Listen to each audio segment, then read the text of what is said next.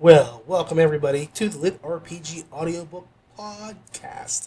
My name is Ray. I am your humble reviewer, and today I'll be reviewing many a book that are relevant to the LitRPG community. They'll either be classic or current LitRPG novels that are in audio form. And before I do that, though, I do want to say that, hey, check out my new swag. I got myself a LitRPG Audiobook Podcast logo inside, and what do you call it? Stitched up thingy bob on my chest there. I think it looks pretty neat. I like it. Better, good. Yeah, so I'm pretty proud of that. I get to wear a shirt now. I can wear this to work and everything, which I probably end up doing since we just had another call come through a second ago. So stay tight, stay tuned. We're going to get right into this in a minute. Okay, first book for the day is I Am Gamer by Gabriel Rathweg. Narrated by Gabriel Rathweg. Produced by Gabriel Rathweg. Soundman, Gabriel Rathweg. Boom, Gabriel Rathweg. Mike, Gabriel Rathweg. I'm sorry, I'm getting out of control here. Gabriel Rathweg does a lot here, with a book length of 8 hours and 18 minutes. Chapter 1, Track 1, Blister in the Sun by the Violent Femmes. The day was perfect. A bright blue sky, as wide as the eye could see, with puffy white clouds that were scattered randomly across the perfect tableau, dominated my view. Which, while beautiful, it was in complete contrast to my mood and really did not make me feel the way it should have. As a matter of fact, I would have preferred a thunderstorm, replete with dark gray clouds and lightning bolts firing staccato blasts from the heavens, to this beautiful, picturesque morning.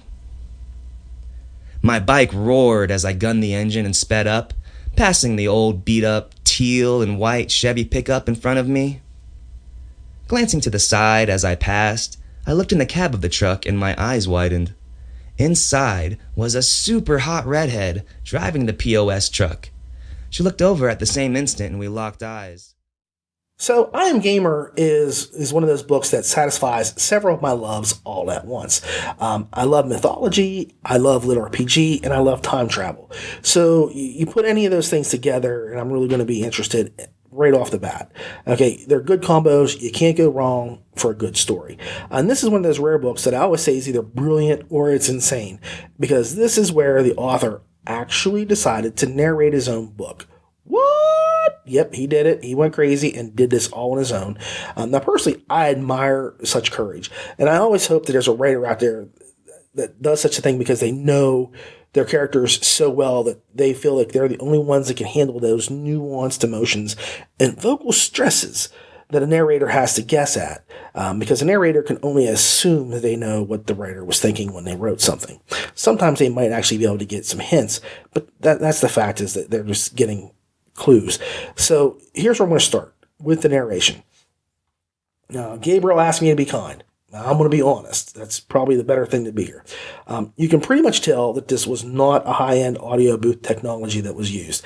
I'm sure that whatever he used was good, but it doesn't feel the same as a professional audio production. And again, I'm not trying to take off anything. I don't know what he did. He could have been in the sound booth, but it doesn't quite have that same tinge. I think there was a novel, Steam Whistle Alley by Joshua Mason, where I said that there was just something off with the narration for part of the book.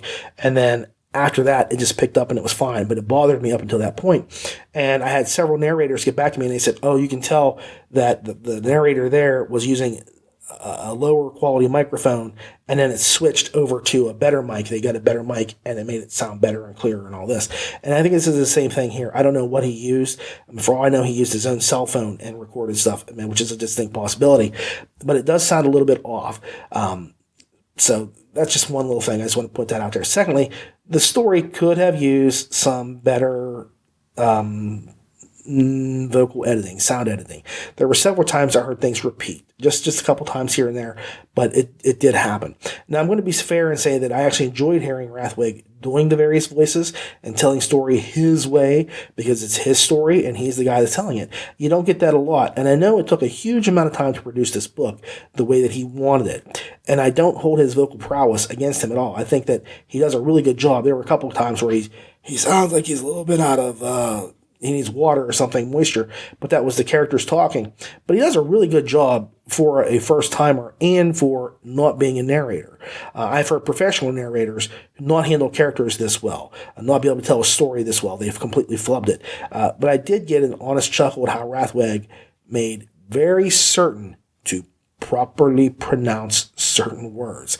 So as he was going through, and I'll just say, I can't remember what they were, but when he was going through it, he would be like, equipment. So that, there was no question as to what he was saying. It wasn't like he was saying equipment. He was very specific. He was like, equipment, and so on and so forth. And I know that's not a word that he used. I'm just giving you an example as I can remember it. I've listened to too many books for me to be able to pull back and say, I remember this exactly because I didn't take notes. But it was just funny that he did that because it's almost like he heard somebody else in an audiobook say, supposedly, rather than supposedly, or ensigns as opposed to ensigns. And he tried to sidestep those floor traps.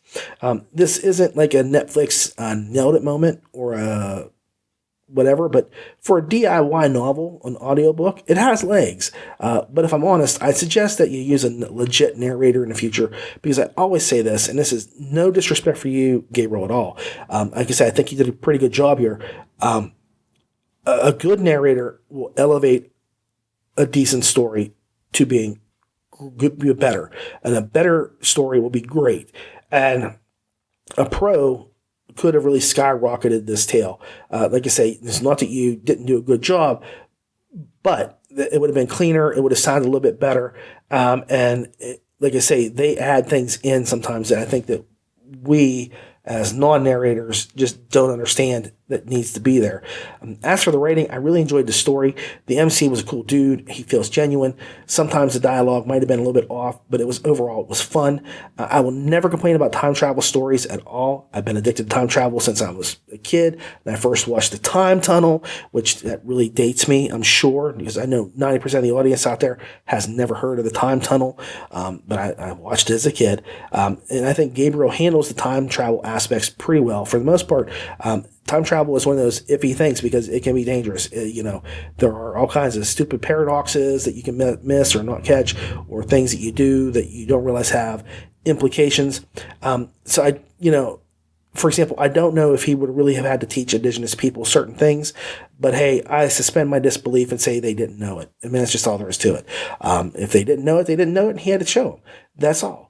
I know that could be an issue for some people. Me, it's just the way the story goes. I like the mythology aspect of it, and we get game mechanics that are familiar, which I appreciate. I hate having to learn complicated gaming styles just so that they're different from, standard LitRPG stuff. Those styles just drain the fun right out of the story. I will say the MP does start out, and the MC starts out a little OP pretty quickly. But it's balanced out by his opponents being overpowered as well. I do get picky about overly strong characters, but just like in the Good Guy series by Eric Uggland, this proves you can have an overpowered hero or MC so long as there's a balance. And I get that here. I get that a lot, that there's balance. In fact, I don't know if he's really OP so much as he's like just better than normal guys, like he's just like, hey, you guys, I'm smart. I don't forget things. I can do this. I can do that. And that's where he elevates himself up above, I think. For me, the real standout is the way in which we get to see the Native American mythology employed. I don't think I've ever read that in a LitRPG novel before, and that was fun as hell. The catch here is the gods want to kind of little bighorn the entire Go West young man movement before that ever catches on. And this is not a How the West Was Lost book, but How the West Was Closed for Business. It's a cool concept, and it gets played pretty well. I really enjoyed this. The book is fun. There were a few hiccups that could have been skirted with some professional editing sound-wise. Sorry, I just can't overlook that. Hiccups are hiccups, no matter who does it. So if it was Andrea Parsnow or Luke Daniels, I'd have said there are hiccups. So I have to point those out. I like that the book has a sort of a playlist to go along with, and that was fun. My final score is going to be, just because the audio is a little wonky sounding to me for some reason, I don't know. And if you had a professional booth, I apologize, but it just does not sound as clear or as as it should to me. And with the hiccups, I will be taking a couple points off there. So it's an 8-star book, but I think it 7.8 for the audio. It just could have benefited from a more professional touch. And that's not to say I'm recommending it. You don't continue doing this on your own. Gabriel, honestly, if you want to do this again, power to you. You only get better with practice. And I can't see you hurting yourself with it. So give it a shot. But like I said, I think that the wiser course of action is, for the amount of effort that you put into doing that, you could have been writing more. I would go with a professional from this point forth, just to make it easier on me. But that's up to you. I mean, say you do it. I'm there with you. I will stick with it. The book is fun. It is very enjoyable, and a lot of neat concepts come into play. I'm a Quantum Leap fan. I'm not Beverly Hills Cop. My gosh, my mind does not work this early in the morning. Just so you know, I've had to re-record all these because the first time I recorded all these episodes, or the segments, there was no sound. So I've had to go back and redo this because I'm smart. And I like I said, in one of the segments, I'm smart, but I do dumb things. And this was one of those dumb things where I didn't check to see if the sound is on. And I can't tell their sound until after I've uploaded it to Ramon. And so when I went there, I looked at it and I hit play just to see what it sounded like. There was nothing there. So I've had to come back and redo this. So I'm probably forgetting a couple things that I said before. But I think that in this case, that's a prime example of why you need a professional. Because I've done this, like I say, 180, I don't know how many segments I've done. Since last year, I did 90 segments. And so I know I probably had about 170 segments, 170 different books I've reviewed. And I still muck up certain things from time to time and have to go back and redo it. So that is my point to you, is that no matter what you do, you can still make errors and fix them, but it takes more time to do that than it should. Like, I should not be redoing this at 9 o'clock in the morning before I have families coming in here to meet at 11. I should have this all squared away. So that's just the way it is. But 7.8 stars, and I'm sure next time you're going to improve a little bit more. I look forward to this second book. I think the story is really good, and it's got good legs. So the series is going to hold up. I just want to see it get a little bit of a kick, give it a boost. All right, that will be it. 7.8 stars. Thank you. All right, so this book that I'm going to review is Killdozer, Arbiter Core, Book 1, by Corey Gaffner, narrated by Eric Brian Moore, with a book length of 7 hours and 22 minutes. The sound of Hank's voice in the morning always surprised him. It normally sounded like he was gargling marbles when he spoke because his voice was such a deep and broken baritone. But in the mornings, it sounded like he was gargling broken glass. At least until he got the drink in him. Hank figured this was one of the side effects of already having a deep voice and then shouting at work crews on various construction sites for over a decade. Where did I leave that drink anyway? Ah, there it is, thought Hank. Half a bottle of lukewarm malt liquor from the night before. He guzzles it all down in one giant gulp. Ew, Hanky, that's nasty. You just aren't used to being around a real man. Now get up and get out, woman, unless you're making breakfast. If you're cooking, you can stay a while. Oh, Hanky, you're so funny. The pounding on his door resumed. Bang, bang, bang. He wondered if the lot lizard knew he wasn't joking. So this is where I come clean with you. I'm going to come clean here right now and just be honest with you. I was a little devastated by this book in the direction where it went. I'm sure that most of you, when you hear the word Killdozer, you automatically think of when the one crazy guy welded armor onto his bulldozer and drove across town trying to commit acts of murder and mayhem and only managed to get himself killed in the process, doing a slight bit of property damage. I mean, I'm sure that's who you think about, or what you think about. And I know that this is probably the act that actually inspired this book, just from the events that occur in this book. But no, I'm a horror junkie. If you ever listen to me in my show here, you know I talk about it. I will tell you all the time, I'm a horror fan first and foremost. Everything about horror, monsters, blood, spatter, gore, that is right up my alley. I'm a funeral director, for Pete's sake. So the first time I heard the word Killdozer, I automatically thought of the old Clint Walker flick in which a bulldozer comes to life and starts greasing construction guys. I think Ramon's going to put up somewhere, you can see the old TV Guide ad, if you guys even know what a TV Guide is, talking about this coming on at 8:30. And why? Why was it 8:30? Because it was so scary, kids could not watch it at 8 o'clock. They had to be in bed. That's how horrifying this book was. I mean, this movie was. Okay? Plus, you have to give this movie credit because it predated the 77 horror flick, The Car, by 3 years. And The Car, which, if you see that, and then let's compare The Car poster to the movie poster for Killdozer. You can see The Car looks creepy, but Killdozer it kicks ass. It's got kill over the bull word. It's awesome.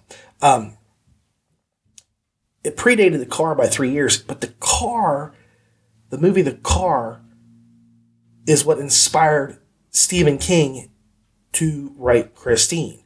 So Killdozer inspired The Car, which inspired Stephen King, which created Christine. And you can see Christine right there. And yeah, I know that's a crappy pic of a 57 Chevy, but honestly, if you read the book, that's pretty much what the car looked like before they started fixing it up. It was a POS that just barely looked like a vehicle. Anyway, and I don't want to have a nice fancy car here. I want to look crappy. Look at the Killdozer that the guy used. I mean, you see that Killdozer? The Killdozer right there it looks like a big hunk of concrete on top of a bulldozer is what it looks like. It doesn't look like a bulldozer anymore.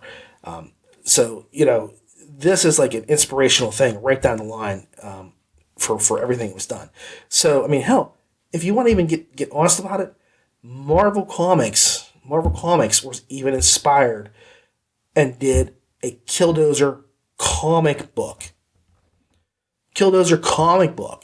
An issue that I actually have.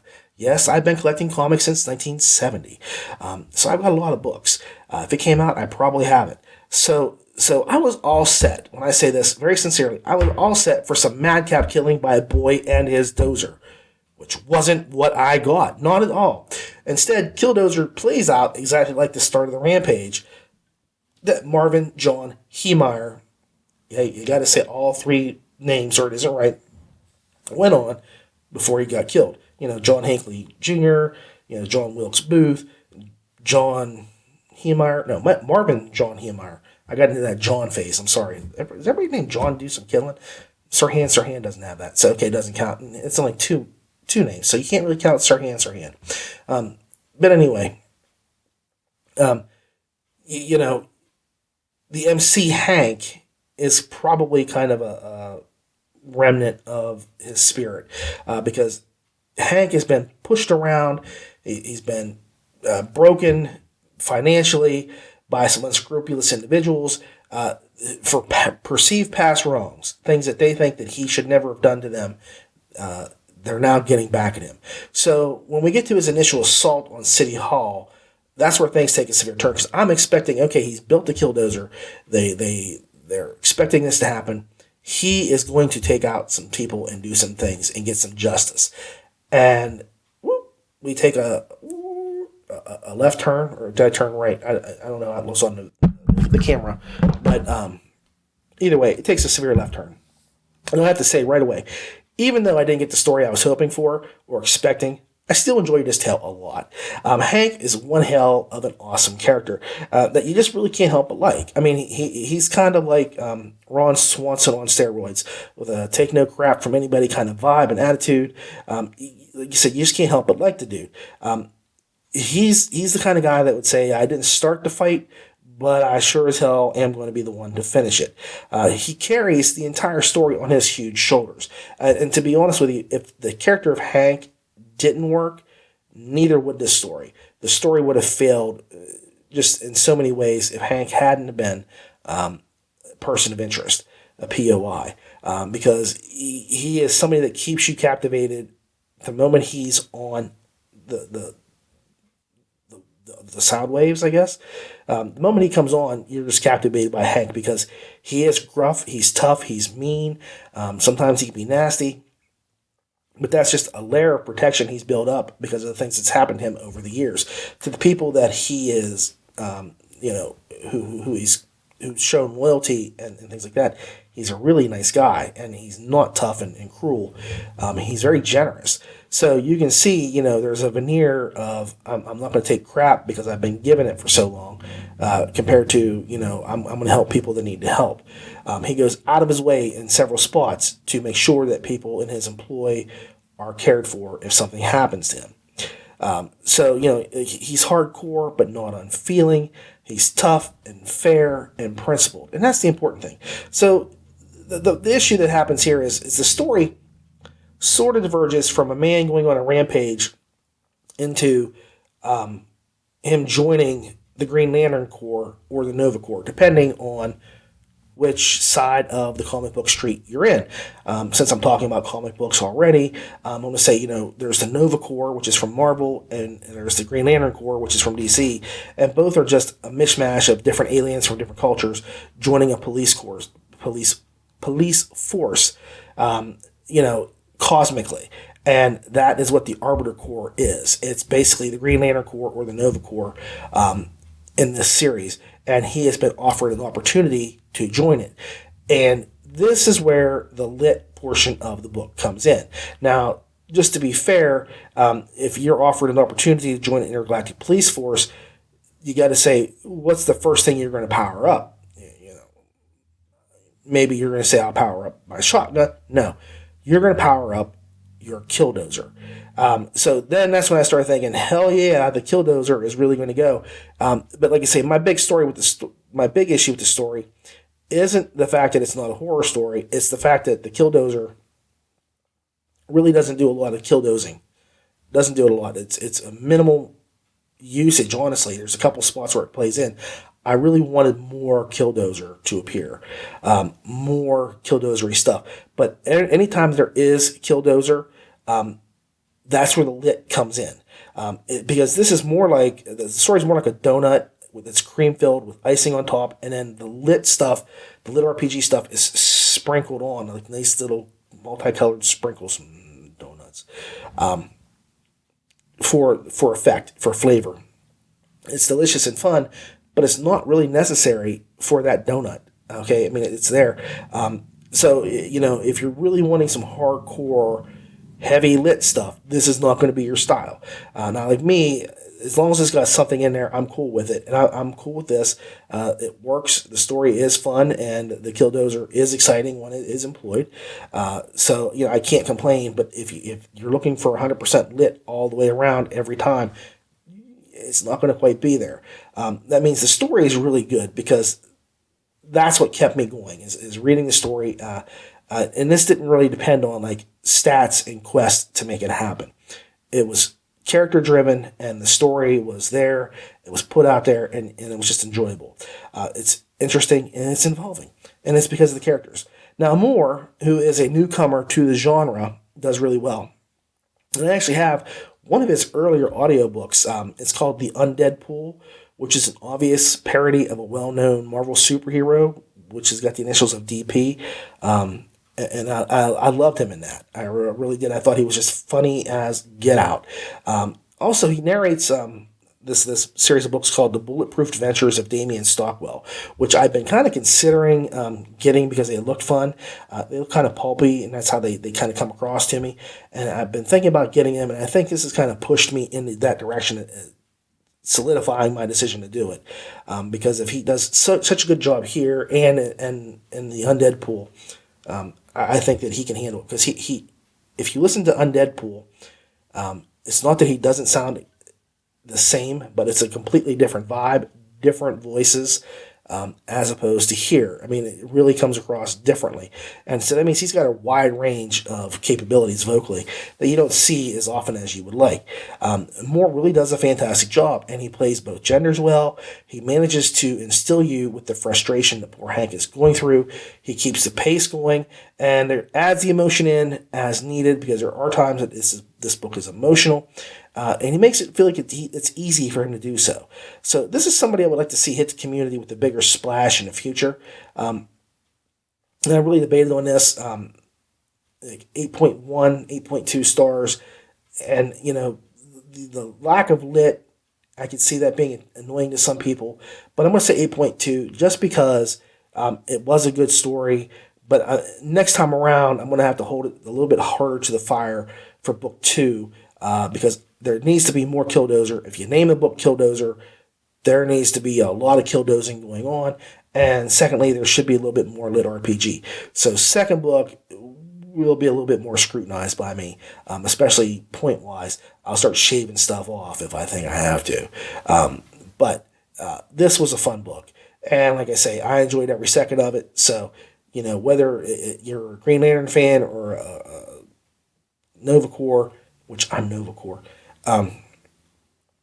it doesn't matter. The Arbiters sound like they're fun. I look forward to seeing them in action in space, unless he's stuck on Earth doing his thing there, which is a distinct possibility. Just like Hal Jordan from the Green Lanterns and Richard Rider from Nova, they're the Earth people and they're the ones that police Earth. I could see, Hank being the Earth dude, periodically getting pulled into space for certain things, either to get reprimanded or to get instructions or to go fight somebody that's, cosmically inclined to destroy things.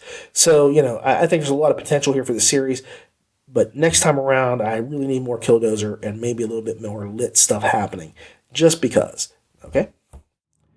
All right, next book is One More Last Time, a LitRPG GameLit novel, The Good Guys, Book 1, by Eric Ugland, narrated by Neil Helligers, with a book length of 7 hours and 43 minutes. What do? I finally asked. Fill out the forms, press accept, live your new life like you told me you wished you had lived this one. I don't get what this is going to do, old man. Give it a try. The phone started to crackle, and I took a peek at it. Down from full bars to 1. I think they've got a cell phone jammer, I said. Good luck. I hope to see you the next time around, Norman said. Thank you, I said, but I have no idea if he heard it. The phone cut out. I stared at the screen. It was the usual rigmarole for an RPG. Name, sex, race, distribute attribute points, choose starting location, stuff that normally, if I was going to be playing a game, I'd have relished taking my time with. If I'd had time, I'd have been effusive with my praise for the developers giving so many options to the players. The list of races and places was seemingly endless. Instead, I cursed at them, clicking through as fast as I could, selecting random any time I could. Finally, I clicked submit. Okay, so I came into this series with really low expectations.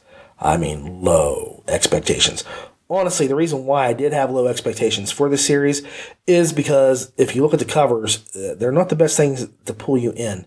They kind of look cheap, quick, hokey, and I used to, way back when I was just doing reviews on Audible, on the websites, that sort of thing, I would often talk about how a book's cover helped me. Because to be fair about it, with the Divine Dungeon, if the Divine Dungeon's black and white covers had been on the Audible book, I'd have never picked it up. As interesting as it sounds and the premise and all that, the thing that drew me in was the artwork for Divine Dungeon, Dungeonborn, in the audio section. And I always wondered why the heck they had the black and white stuff. And I didn't know if Dakota was doing that by hand himself or if he had a friend from school doing it or whatever. But it just did not tell me this, we want to sell this book. And so, like I say, to me, artwork is really, really important. And I tried to, when I did covers for my books, I was very specific on exactly how I wanted them to look, what I wanted on there. And I tried to find artists I thought did a really good job. So as we went through things, I always say the cover is what sells the story. It doesn't matter how great your story is. If you got a cruddy cover, it is not going to get people to buy the book. And so, I'd heard about these books and I had contacted the author. And then after I'd picked the books up, I looked at the covers and I'm like, well, it's a good thing I picked these up already, because if I had not done that, I don't think I'd have picked up the series to review it, just because the covers don't really jump out and scream at me to buy this book. No, I'm not saying they're horrible, but they're not amazing covers. And I'm not trying to bash anybody, but these books are so good, they deserve so much better than seeing some guys back for the first 3 books or 4 books or 5 books. There's really so much more you could do with this than what you're getting. And it's the same thing with a good cover. I will try not to let a good cover sucker me in, but I'm going to tell you right now, a good cover will make me stop and look at what the story's about before a crappy cover. Crappy cover, I'm going to nope, and just keep going until I get something that catches my eye. Because that cover is the first thing you see when you're looking for it. You can pull up and you can say, I'm looking for time travel stories. And crappy covers are going to dissuade me every single time. No matter what happens. So this was one of those books that I was like, well, I don't know. I don't know what this is going to do, but I'm worried about it.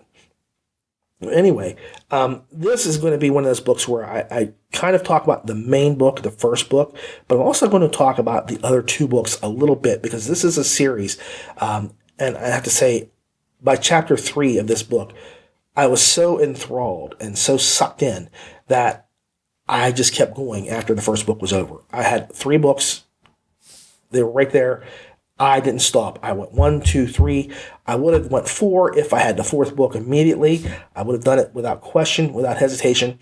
I want the 4th book right now. This series is so amazing.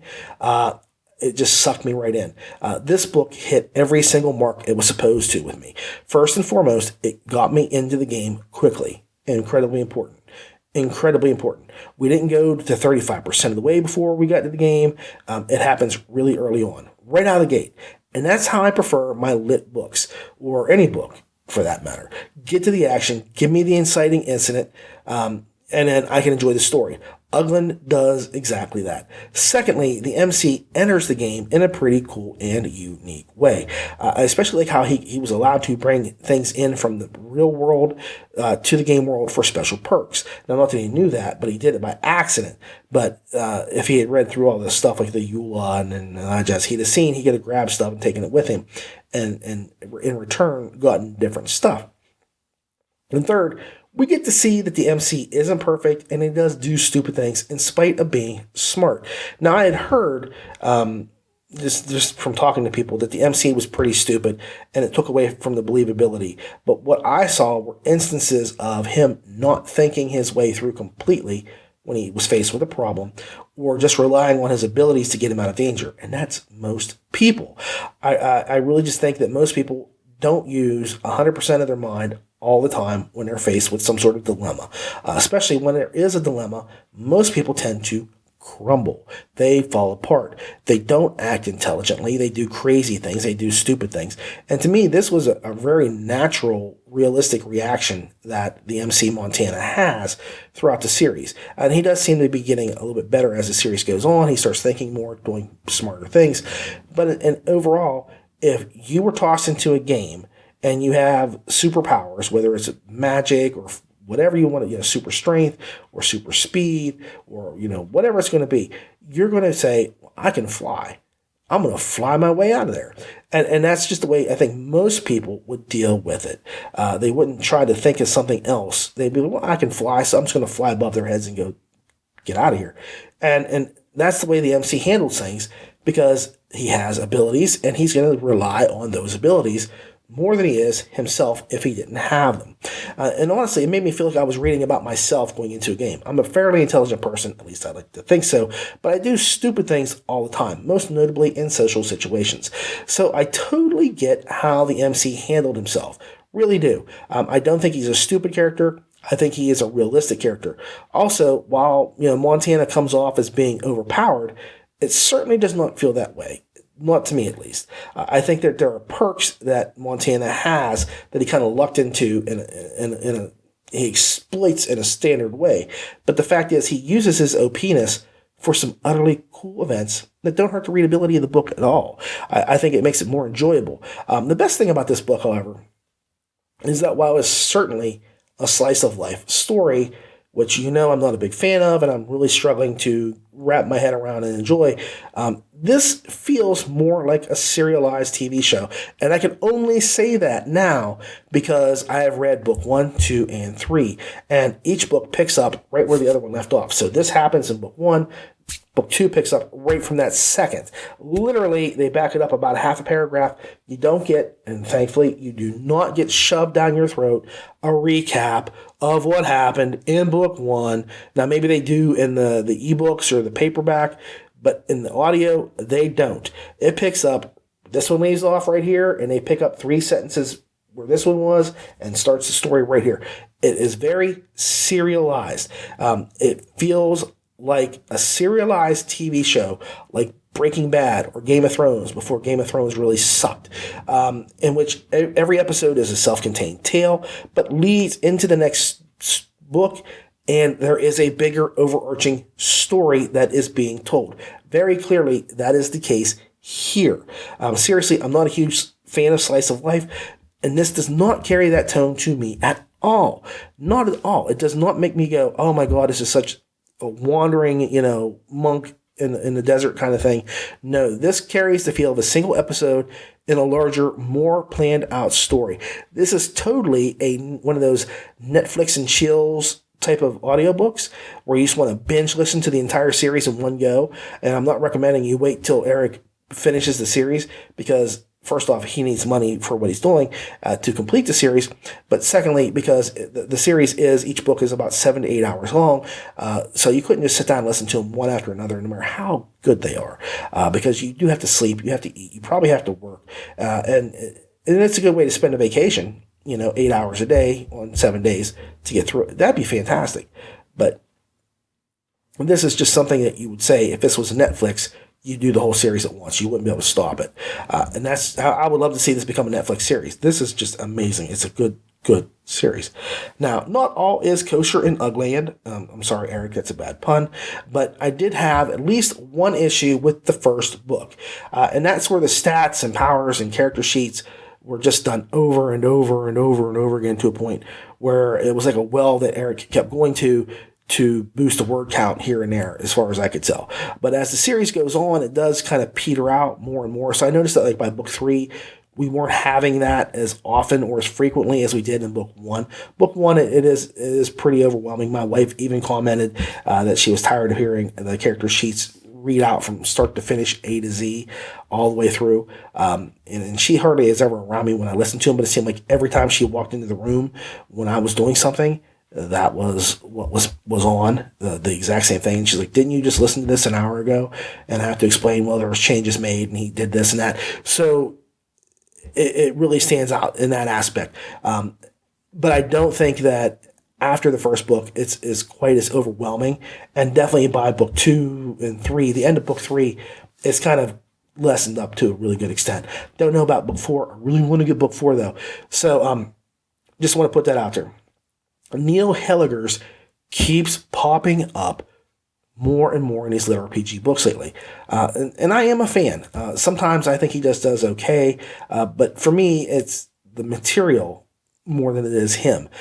For example, I think he was perfect in The Great Filter. I love The Great Filter right up until the second to last chapter. The last chapter ruined the entire book for me and made me very upset. And Neil did not fit the theme or the tone or anything of that last chapter, but he had no choice but to read it. And as much as he didn't fit, he did a good job, but it just didn't work, in my opinion. Once that happened, there was a change. They shifted gears, and they should have brought somebody else in to finish it. And as much as you don't usually do that, that was a case where it should have been done because Neil just did not fit that part. And again, it's nothing to do with him, but with the book, it just did not work. They needed somebody else to come in and do it. Here, he just kills. He is meant to play Montana the Barbarian, and he does it so well. He does it so very well. There are characters that I think match the narrators. This match, his voice, the story, it's a rare melding, narrator and author. But more importantly, it's really hard to get narrator and character to fit. And like I say, this is one of those things where I say, this is where Jeff Hayes and Quantum Hughes stand out. because nobody, I don't care if it's Luke Daniels, Annalise Rene, Andrea Parsnow, you name anybody else out there, they cannot do Quantum Muse the same way that Jeff does him. No way. Justin Thomas James can't do Quantum Muse. Quantum Muse is a fast-talking, just glib SOB. And Jeff does that so well. He does that fast talk, and he has the pep and the snark and everything. Just, it's so perfect. And here Neil is the same way in regard to Montana. I think he is the barbarian. He and Montana really mesh really well. And after having read him for 3 books and listened to Neil for 3 books, I don't think I could see anybody else playing Montana except Neil. They just go hand in hand together. Just perfect. They are a perfect melding of character and narrator, which is really rare. Really, really rare. And so I just think he did a fantastic job. This book on its own, like I say, the only negative that I had with it was the repetitiveness of the character sheets and the stats and things like that. But it tones down later in the series, so I'm not going to hold out against it. And that's not really fair because I've read all 3 books at once and it's kind of all bludged right together there. But the fact is, this was just one of those books where I just could not stop. When I can't stop listening to a book, I know it's good. When I can't get away from book 1 to book 2 to book 3, I know it's really good, at least for me. And I don't have that very often where a series just sucks me in that quickly. And the nice thing is that Eric puts out a book a month, is the way it seems like. If you look at it, it was like 1 month there was a book, another month there was a book, next month there was a book, and I think the next month there was a book. So he's cranking these things out. Either he's got this thing really written well in advance, or he is just an amazingly fast writer who is really a good fast writer. And so he cranks these things out, he puts them out there, and it is just intense. I just wish, the only thing I say is that he would get better art for his covers, because this series, I can tell right now, is taking a ding. It just boom, it's getting hit because the covers are not selling these like they should. He really needs better covers. And again, I'm not detracting the artist, but they aren't what I would call just amazing, eye-catching, eye-popping, eye-grabbing covers. They look like just like, oh, there's a barbarian with a back and he's holding his axe. Even Nora Hazard, which we never see her face, we always see her backside. And I think that's because Blaze Corbin thinks that she's supposed to not be pretty, and so you just see her rear end. I think that's her best aspect. Even Blaze has really good covers, even though you're just seeing the back of somebody. This, it doesn't look like he does any movement. There's no motion. It's just a movement of an arm changing position here or there where the axe is. So I'm not really a fan of those. But overall, incredible book, incredible series, 8.5 stars. I love this book, every second of it, and I think you will too. All right, now we get to the Sound Booth Spotlight.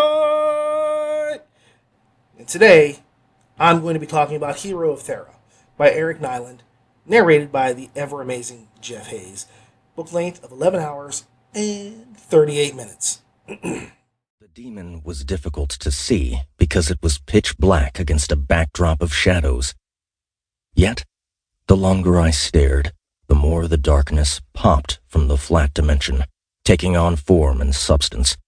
Its tail elongated with a scorpion's stinger, the blank face widened with a Cheshire cat's grin. The body stretched, and bat wings filled the cell, corner to corner. I stumbled away, back pressed against bars, trying to push farther away to no avail. The thing watched me with compound insect eyes. It then experimentally scraped talons over the steel toilet, producing sparks and a screech like rusty nails on a shattered blackboard. Oh, dear. I have the wrong body. My apologies. The darkness melted into flat shadow, then blossomed into 1,000 midnight black snakes that spilled into the cell, expanding and curling. Fanged mouths opened and snapped at the air. I screamed until my voice was a ragged bray. This is one of those books that I really do not understand how I hadn't gotten into it earlier. And then I thank the gods that I just kind of tumbled onto it because book two only recently came out. Um, if I didn't have a book to fall back upon after this one, I would have been pretty disappointed. I'm really excited to have this as my soundbooth spotlight just because this book stands out so very, very well. It's an incredibly written book, greatly narrated. I enjoyed this book two pieces.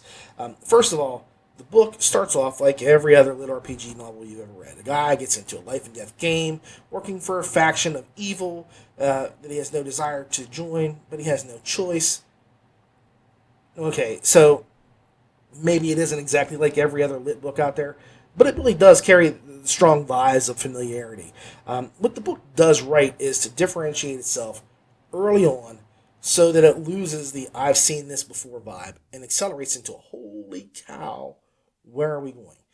The premise is really pretty simple. A dude who was framed for a terrorist action, his name is Hector, is approached by an evil force, Mr. Null, that offers him a chance to continue living. He's scheduled for execution later that day for committing a crime that he didn't commit.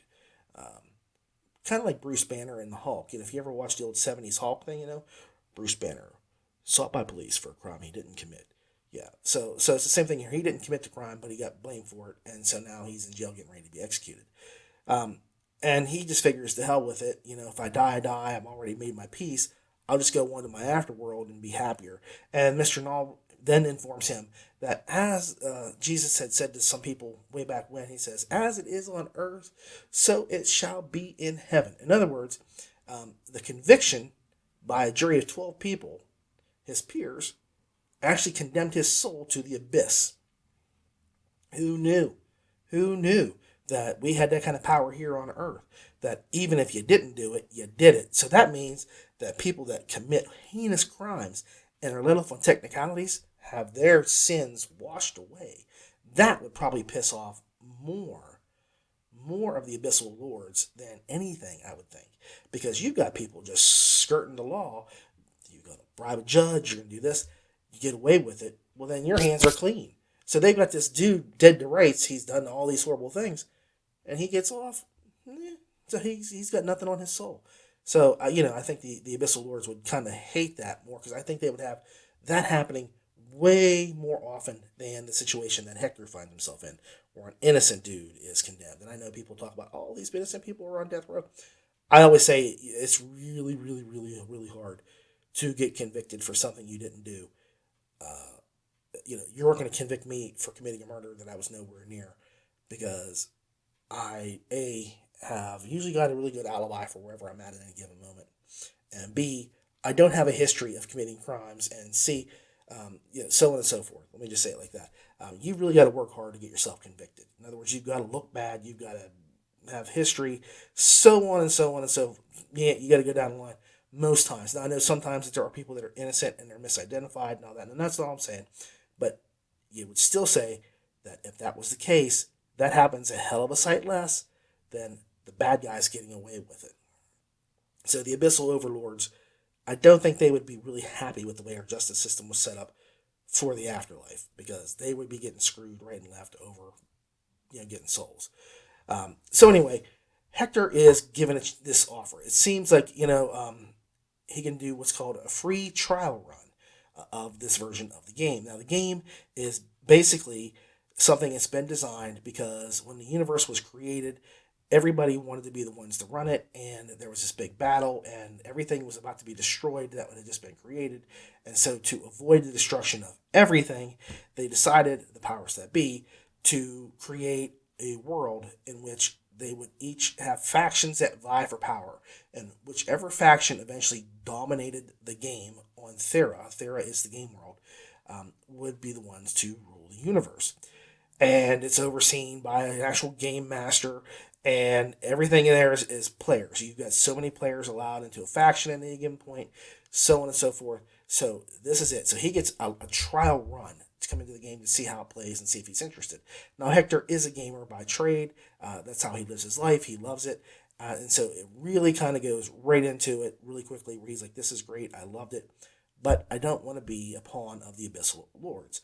And so things occur. Don't want to spoil it for nobody. Things occur, and things happen, but Hector ends up getting into the game. So right after his free trial version, that's where the things get really interesting. The story just flies right ahead at like light speed. It introduces us to a great roster of characters. There's interesting scenarios and a cool MC, Hector, whose class is the Soul Warrior. And that's exactly what you think about if you've been reading up, you grew up reading Chopsaki films, and I've referred to it, and I'll address that later in another segment. I love Chopsaki films, and I'm not going to apologize for calling them that.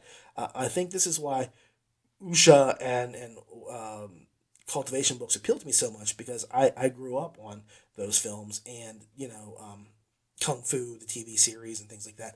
So him being this really hardcore kick-ass martial artist, it's perfect. I loved it. Now, Hector St. Savage is most importantly a likable character. He doesn't whine or bemoan his lot in life. He's only ever thinking about how to outwit his opponents or improve himself. Or maybe sometimes he reflects on the wrongs that he's done in the past. The only dark mark, in my opinion, on this whole book so far is that it sort of telegraphs what is going to happen at the end of the book if you pay close attention. And it does that a couple of times where it telegraphs things. But you've really got to pay attention. And see, I do. Whenever I see something happen, like this pops up here, I say, why did that occur? Why did that happen? Why did he say that? Why did she do this? I pay attention to those things, and I start thinking, I'll say, well, the situation that we were handed at the beginning of this book was this. So why would this occur, this occur, this occur? And I put the things together. And I'm not saying I'm really smart, but sometimes it just becomes pretty clear to me, the plot lines where they merge and knot up together. And so it wasn't something I'm sad about. In fact, I'm glad, because it was something that they put that out there. It's kind of like if you watch any of those Seth Rogen and James Franco movies, they pretty much tell you the entire movie somewhere at the beginning of the film. Like, this is going to happen, this is going to happen, this is going to happen. In some stupid way, they make these remarks. And then that's exactly how it all comes into play. And they've done that in several movies. And it's not bad. It's sometimes I think it's fun or funny how they do that, so that you can look to see what's going to happen. But it happened here. And like I say, I relished every second of the book. And I wanted the next book as soon as I put this one down. As soon as I put it down, I said, I have to have the next book. So it was just one of those things where it wasn't a complaint, but I just said, if you really pay attention, you'll know what's going to happen next, or what's going to happen towards the end, because there should be this happening. So pay attention as you go through this. The narration here is handled completely by Jeff Hayes, and I have to say that of all the things I with Sound Booth Theater, I do love it most of all when one narrator deals with the story. As much as I love the camaraderie and the teamwork of all the players coming together to do voices and play people, and like Justin Thomas James and Lori Catherine Winkle, bouncing off of each other with different voices, playing male and playing female leads. That's great, but there's just something for me about having one sole, single individual narrator tell me a story. And especially when it's somebody as talented as Jeff Hayes. Like I say, Jeff is my favorite narrator. I've said this for years. I will continue to say it. He does male and female voices so wonderfully. No matter what you think, he does lady voices just as good as ladies do.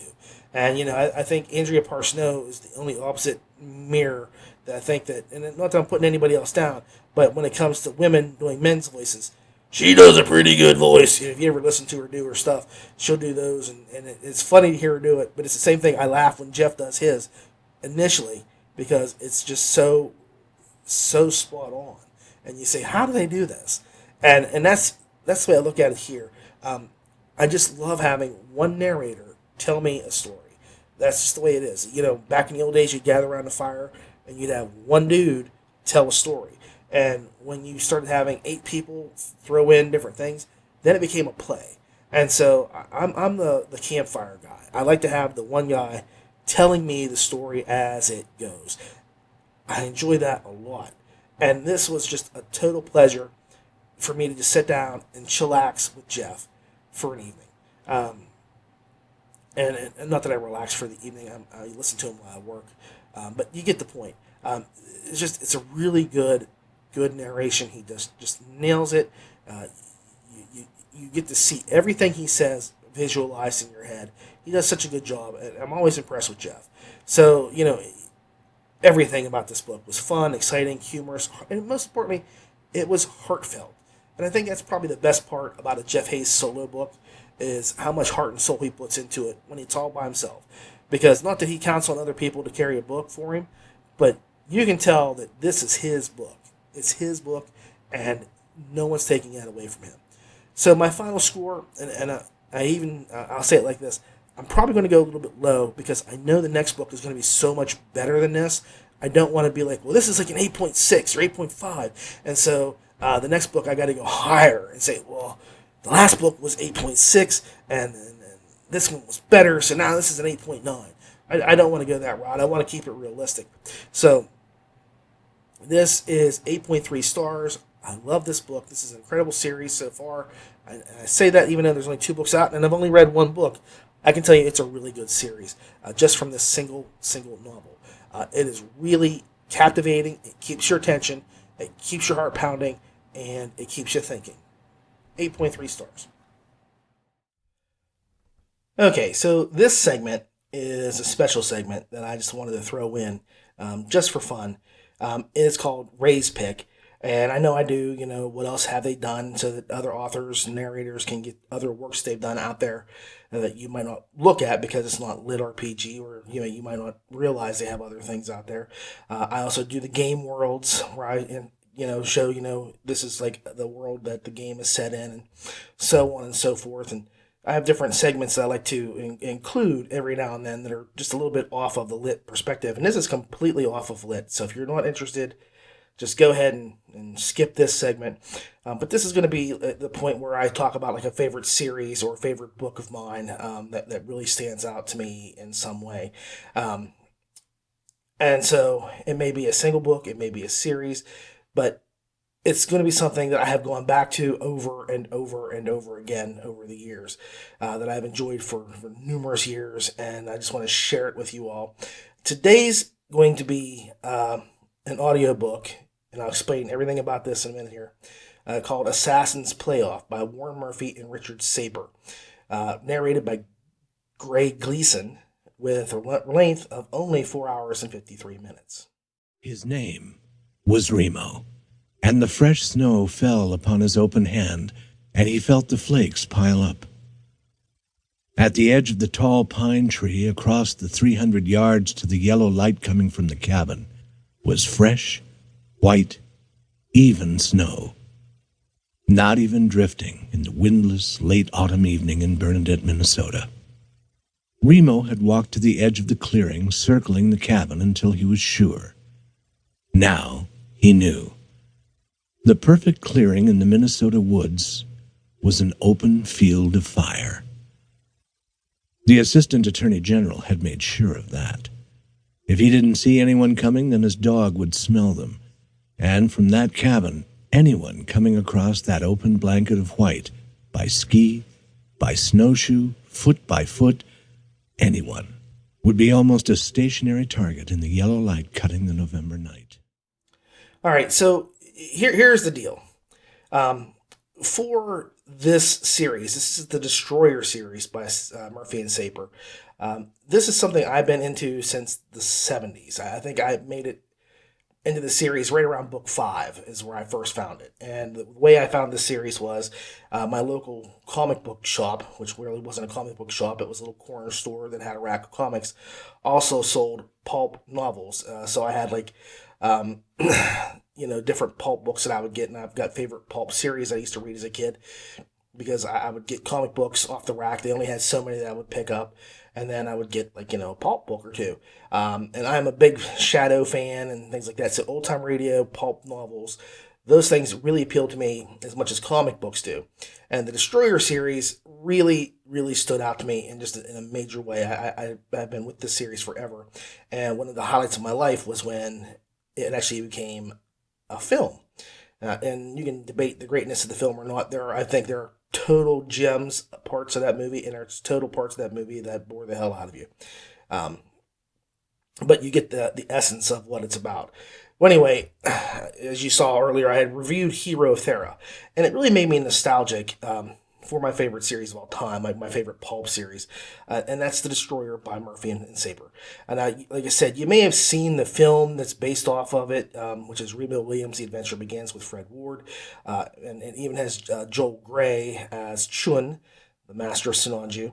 Or even you may even have seen the TV pilot that starred Roddy McDowall, which is the star of Planet of the Apes and Fright Night fame. And while I love both of the shows, the pilot and the movie, they are to the Destroyer series what every other martial arts is to Sinanju. They're pale comparisons. They are shadows made from light. Now, for those of you who don't know what the book is about, the series, because it's a series, and you're not going to be able to just pick up one book and say, I know everything about this. Although you technically could, because it's a pulp-style book, and they kind of give you the entire format over and over and over again. It's like those old-time radio shows. If you ever listen to Judy Canova, there's things that she does every single show. She gets up, she meets her maid, she goes out, she sees her gardener, she goes, so on and so forth. It's a repetitive thing, and they just have jokes based on those different events. Well, this is the same thing. You have a bad guy do something, Cure finds out about it, they send Remo and Chun to deal with it. There's some scuffle, kerfuffle, and then it's dealt with, and they move on to the next thing. But basically, Cure is a secret governmental organization that actually does its job. It is designed and built to act outside of the laws of the United States in a good way. Because what they do is they take out enemies of the United States, criminals, all around bad guys, that if you did it legally, it would just be impossible to achieve. Like, somebody's going to have a really good lawyer, and they're going to weasel out of whatever they did, or they're going to pay somebody some money, and they're going to bribe somebody, and they're going to get away with it. Well, Cure stops all that right here, right now. And the assassins, which is what Chun and Remo really are, they're the greatest assassins in the world, they do it in a way that it usually looks like an accident, although sometimes not so much. So Cure is really out there to do things like maybe stop a war or even fight a vampire. You never know. So this is one of those things that I love about the series, is that it could be a James Bond style fight in one novel, and then you've got some crazy ass robot that's out to destroy the world. And actually, that's actually a really prevalent thing. I think there was 3 novels spaced out over a period of time about a sentient robot that, it started off as a program, it became sentient, and so on and so forth, before they had to stop it. And there's actually ethical dilemmas, like, should we stop this? Is it really evil? That sort of stuff. And that's one of the things I really like about the series, is it's not just like they go out and they kill people. There's definitely things that go into the series that you don't get from something in the 70s. And what it really is, and I'm big on this, if you listen to me talk about the Good Guys series, Good Guys Book 1, One More Last Time, I'm really big on serialized stories. TV shows, movies. I'm one of those guys that grew up with watching the old pulp serials from the 40s, Captain Marvel and Batman. So 2 Batman films that predated the Tim Burton or the Adam West movies. They were serials, and I've seen those. I saw those when I was a kid, and it was not easy to take care of, but I did it. And so, serial things really appeal to me in a major way. And so, the whole premise of the series is one long, detailed story. Now, you could call it a slice of life, but everything is self-contained, so you get the satisfaction of this is put away and done. And if it's not done, there'll be 2 more books, maybe 3 more books, based on that premise before it gets tidied up as well. Because they don't ever leave anything hanging. They close up every thread there is. But they build. So what you see Remo doing here, he is much better here. There's never, he goes backwards, or he doesn't, he just treads water for a while. He's always improving. And that's, so in one way, it's kind of like Lit, where he levels up periodically, because he does improve and change. But this is like the only book you'll ever see where eating a hamburger can kill a guy. okay? Because Remo almost died from eating a hamburger after he had purified his body for Sinanju. So that's one of those things. The only thing I really found negative about the whole series was that, because hamburgers should be the greatest thing ever, no matter what your body is built to design, to take in. It should be the greatest food in the world. I can't imagine. That's why I can never be a master of Sinanju, because I have to have steak. That's just the rules. There's steak, potatoes, sour cream. That's it. That's my life. Take that away from me. I'd rather not be doing anything. Anyway, like I say, they do have a semi-lit feel, but the truth of the matter is, this is really more of one of the first Usha series, before there ever was Usha, or Wuxia, or whatever you want to call it, because it really is about a guy who builds himself up internally with his own power and gets stronger and stronger over time. So you can call it cultivation or Usha, but this is there before that ever happened, at least in the United States. I mean, honestly, if you look at the States back then, they were not big into Asian culture. If they were, it was chop socky flicks. And yes, I'm going to call them chop socky flicks. I grew up with them on that. There's blaxploitation films, although they didn't call it blaxploitation back then, I don't believe. But chop socky was the terminology we used when we would say, let's go to the movies and watch a chop socky flick. That's what we did in the 70s. We would go watch Kung Fu people with the bad lip sync, overdub, and all that. We would catch all that stuff, and that was what I would see. That's what I watched, and so it is no disrespect to anybody when I say that, but that's just the way it is. I love those films. I grew up on those, 36 Chambers, and you name it, I've seen it. I've lived through it, and this is really the heart of those movies. And I don't know if that's what inspired them or not, but it really is kind of a key component to this. It's just like Kwai Chang Caine walking the earth as a Shaolin monk, doing things if he had superpowers, and that's just about the best way I can do it. But they don't wander the earth; they have their little missions they get to. Now, here's where the crux of my problem comes in: is Assassin's Playoff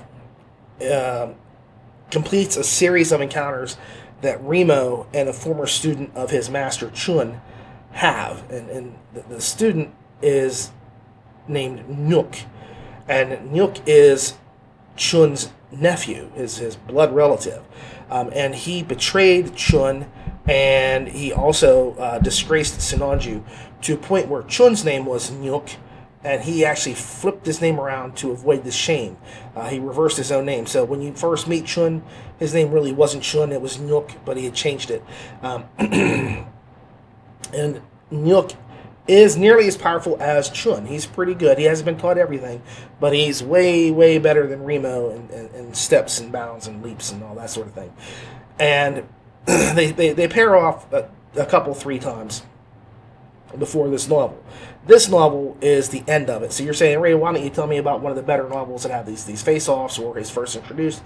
And that's because, for some bizarre reason, they really only have 3 of these books on audio. So technically what I'm doing is I'm advocating you to go out and get some Kindle books, ebooks, because they're cheap, they're easy, and 99% of them are available on Kindle. I think up to 70 or 80.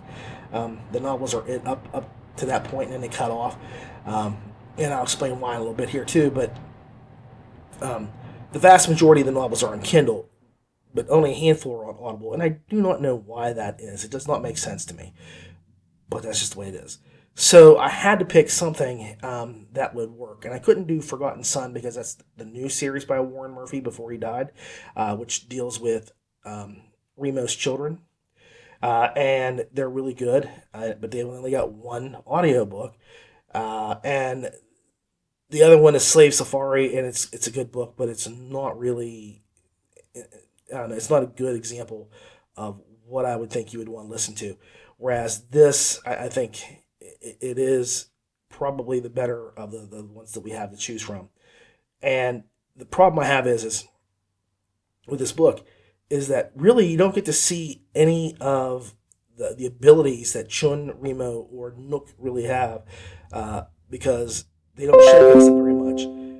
The fact of the matter is that Nook comes after Remo with suicide bombers. They're suicide attacks by people that he's tricked into thinking they can take Remo out because they've been trained so well. And each attack really kind of whittles Remo down, but he only has to do like one move to stop them because they're amateurs.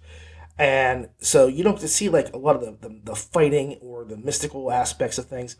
It just kind of goes back and forth between the attacks and him trying to figure out what the hell's going on. And therein lies the rub, because the best parts of these books are when Remo and Chun use their abilities. Like, they dodge bullets, or they catch bullets, or they run through fire, or they walk on water, or they run up walls, or whatever it is, you name it. It's kind of like Naruto before Naruto ever came into being.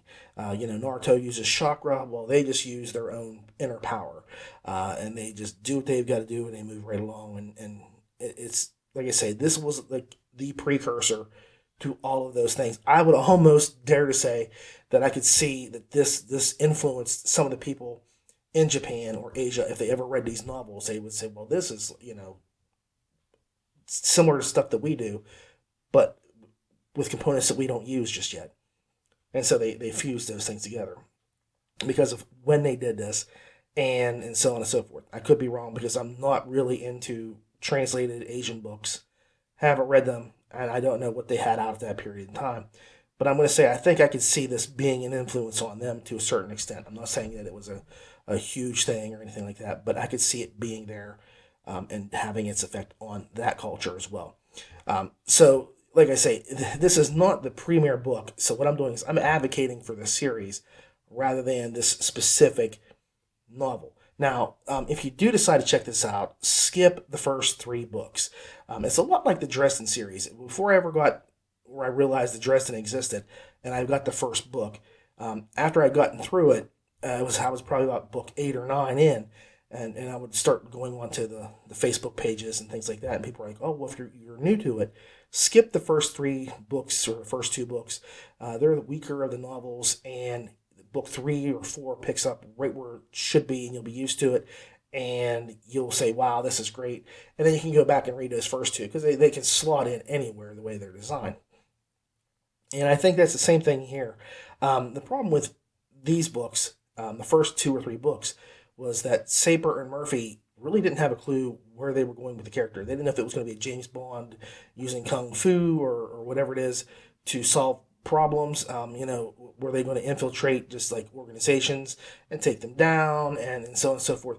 They didn't have the legs that the series finally stood on until book 4. So, like I say, start off around that point and go forward on ebooks. And then if you want to, go back and because I had to do it. Like I said, I picked up like book 5, and that's where I had been for my whole life until years ago when Kindle first came out. And so I had to go back and look and see. And I can say, yeah, I mean, the first book, it gives you all the origin story if you're an origin person. But it just does not feel like a Remo Chun novel. It doesn't feel like The Destroyer. It feels like something that could become that, but it's not quite there yet. Another issue, and I'm going to just be frank when I say this, is that the books can be construed as being sexist and a little lightly racist. And by that I mean, and I'm going to say it as best I can, when I was a kid, the term Oriental was used primarily for anything from Asia. But when I was a kid, I also learned that Oriental was a rug and Asian was a person. And I don't think that Warren Murphy or Richard Saper ever kind of cottoned on to that, because every time they refer to anything from that part of the world or the people from there, they'll refer to Chun as being the Oriental guy that comes into the room. So it's going to be like that. However, they're very respectful of the Asian culture. Chun is superior in every way to everybody, and he never fails to remind them of that. He really kind of goes to town telling them how great he is every chance he gets, because he is great. I mean, he's great, and he knows it.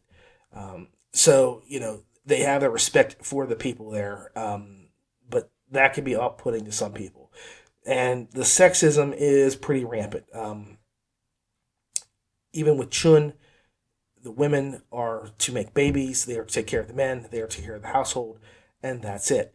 With that being said, there are several points in the series where there are prominent, powerful female characters that come into play. In fact, one of them eventually births Remo's daughter. So there are things that they act this way, but then they still give you powerful female characters. And I can't say that it always ends well for these characters, but then if you read the series, really the only people that survive anything at any point for any period of time is the leader of Cure, the the Emperor, Smith, and then Remo and Chun. Everybody else is just cannon fodder, and I think that's where I get my whole thing with you should just kill characters off because that's what they're there for. Because that series taught me that no one's life is sacred, and in real life that would be the way it played out. So I think that's it. But yeah, I mean it's lightly racist and probably moderately sexist. So if you can't overlook it, skip it. But I think it's just as worthy as you would hope. It is complete pulp. Nothing but fun, fights, cool martial arts actions, and even father-son relationship dynamics between Chun and Remo that are just incredible. They're hilarious. You will never hear such banter, and not laugh as you do here. Greg Gleason is absolutely amazing as a narrator, and I will say that for this book. In the audio portion, this guy is really good, really good. Great sound effects, and sadly, the problem is that this is like the only books series that he's done. He's got like 3 books out, I think, and I can't believe that because he does an incredible job. He really should be doing more audio, and if I were an up-and-coming author, I'd have my eye on this dude. While audio does kind of not have a lot of the audible stuff for Destroyer, you can find, believe it or not, about 20 CDs from Graphic Audio that does have the Destroyer Tales on them, and they pick up from like book 100 on. And there's a reason why, because there was a point like after book 70 or 75 or something like that, there was a big kerfuffle, and Saper and Murphy were out, and the series continued, but it was not the same. It was really crappy. And then around issue 100, Saper and Murphy came back. So if you pick up the first book, the 100th novel from Graphic Audible, you should be right where they left off at. And, so it's just as good as the first 75 or 80 books that they did in the series with the interim of those few 15 or whatever it is. And again, I can't tell you exactly where that was because I haven't gotten to that point. I've only read up to about 60 or 65 books, I think, in that novel series because they're hard to find. And even on Kindle, they don't go through the whole series. At least they didn't when I first got my Kindle. They may now. I don't know. I haven't been reading books. I've been listening to audio for years. But yeah, it's pretty nice. So you can get those on Graphic Audio if you're really interested. Now, my only caution is this really isn't the book to break in on. It doesn't do a lot to explain the skill sets they have. But I do recommend a series, like I say, on Kindle or, whatever, or even start Forgotten Son. Forgotten Son is really good. It's enjoyable. Either way, this is probably one of my most cherished series that I've ever read. And like I say, if you're an Usha fan, Wuxia, however you want to pronounce it, then this is really going to be perfect for you because this is exactly those kind of books with some racism and sexism thrown in. So give it a look if you're interested. Well, I would like to thank you all for listening, watching, however you do this. I do appreciate you taking the time to do so. If you want to support the show, as always, I will tell you can like the LitRPG Podcast Facebook page or the YouTube page, or just like and share the videos. I sincerely hope you've enjoyed our show. Please leave comments or suggestions in the comment section below, right down there, Gilbert. And feel free to tell me whatever you think. I enjoy the feedback. Remember, as always, you can follow us on Facebook, Twitter, YouTube, iTunes, Google Play, and Stitcher. So give those a good look if you can, and make sure to leave feedback for us. We deeply appreciate that whenever you have an opportunity to do so.